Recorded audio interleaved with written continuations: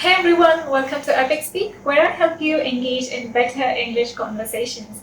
In today's lesson, we are going to discuss different phrases and expressions that you can use to describe things or people that you dislike. In my previous video, I talked about different phrases and expressions that you can use to describe things that you like. If you haven't already watched it, I will link it in the description below. Watch it after you have seen this video.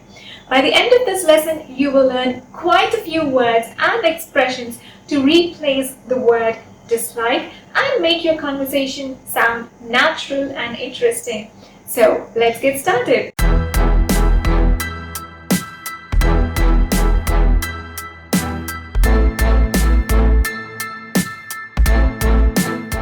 The first word you can use to describe a strong dislike is hate. It's very common and natural to use this word and say things like, I hate waiting in long lines, or I hate eating bitter gourd. The first word is hate. Another phrase you can use to express strong dislike is can't stand or I can't stand. For example, I can't stand greasy food. Or you can also say I can't stomach instead of I can't stand. So I can't stomach greasy food. My brother can't stand our neighbor's daughter. They're always fighting.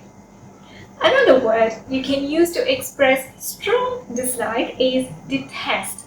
My sister detests getting up early. So detest is a strong word to express strong dislike. Another expression that you can use is can't put up with. If you can't put up with something, you can't tolerate it.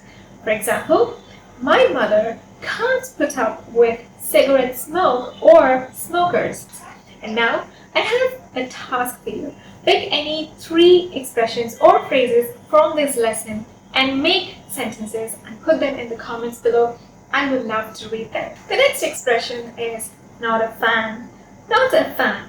It's a fancy way of saying that you don't like something or someone. So if your friend says, let's have sushi tonight, you can say, no, not a fan of raw fish. The next expression is turn somebody off.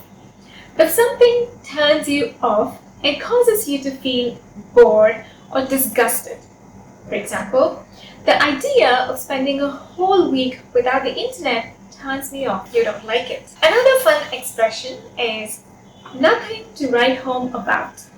Nothing to write home about. Use this phrase to say that something is dull or not very impressive. This expression conveys mild dislike. For example, the food in the new restaurant is nothing to write home about. The next expression is, and I really like this one, is wouldn't be caught dead in. Wouldn't be caught dead in. If you say that you wouldn't be seen dead or caught dead in a particular place or situation or in particular clothes, you are expressing strong dislike or disapproval of them. For example, I don't like yellow, so I wouldn't be caught dead in a yellow dress. Or another example is I wouldn't be caught dead in her company, means I do not like her company at all. The next expression is sick and tired. Use this expression to say that you're thoroughly bored or annoyed. Example, I'm sick and tired of these soliciting phone calls. Or I'm sick to death. You can also say sick to death instead of sick and tired.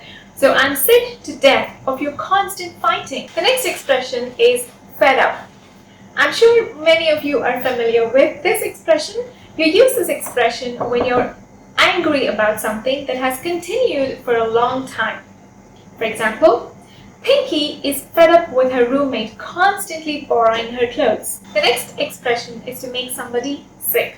You use this expression for people that you hate. For example, people who abuse children make me sick. You can also say, you make me sick. It's another way of saying, I hate you. I don't like you at all. You make me sick. The next expression is to get on somebody's nerves. You can use this expression for someone or something that irritates you or annoys you a lot. For example, corrupt politicians get on my nerves. Here's another expression. Doesn't do anything for me. This is a mild way of saying that something doesn't interest you or you don't like it much.